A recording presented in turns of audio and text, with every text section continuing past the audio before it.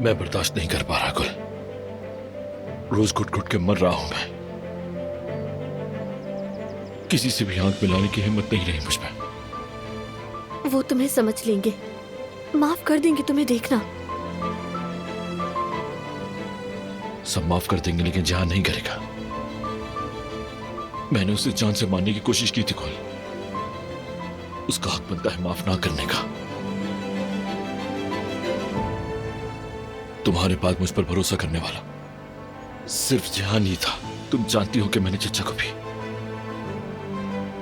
अपनी इस हरकत से मायूस कर दिया। ऐसा मत कहो फराद। देखो, कुदरत बाबा और जहान भी जानते हैं कि तुम बदल गए हो। अभी उनका गुस्सा ताजा है, उन्हें थोड़ा वक्त दो, देखना सब ठीक हो जाएगा। अब कुछ भी ठीक नहीं होगा। मैंने अपने चचा और अपने भाई को भी खो दिया है, अपना खानदान खो दिया है मैंने कल। मैं जानता हूं यही मेरी सजा है और इसके सिवा कोई चारा नहीं मेरे पास।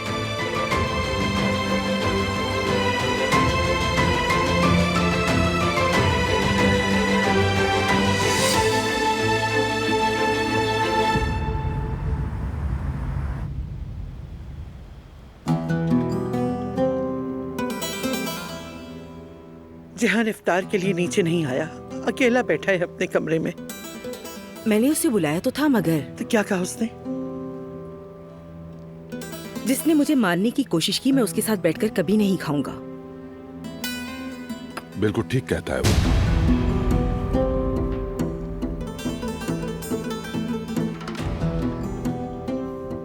फराद भी नजर नहीं आया, उसने भी मुंह में लुकमा नहीं डाला। नहीं आएगा वो नजर, अब हमेशा के लिए जाएगा। ये हमारे घर में कैसी फिजा हो गई है, कैसी फूट पड़ गई है। यही होना था अम्मा जान, हम नहीं चाहते थे मगर हो गया ये। मैंने अपने बच्चों को बचाने के लिए क्या क्या नहीं सहा, कितनी तकलीफें उठाई, लेकिन अब मेरे सब्र का पैमाना लबरेज हो चुका है। जिसने मेरे बेटे की जान लेने की कोशिश की उसके साथ हम नहीं रह सकते, यहाँ पे नामुमकिन है।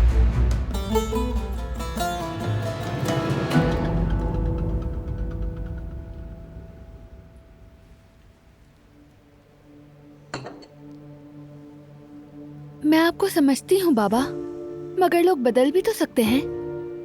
क्या आप ऐसा नहीं कहते थे? और अब फराद बदल गया है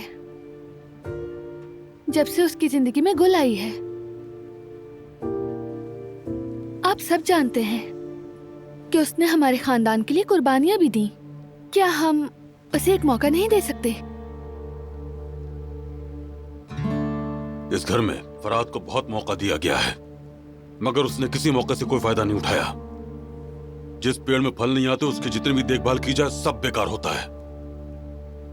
फराद भी ऐसे ही पेड़ है, जोर देने की जरूरत नहीं है।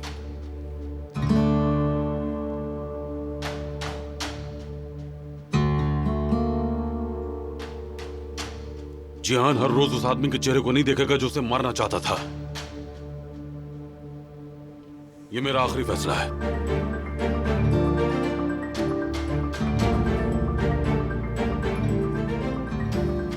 आप सही हैं, मगर तिलान,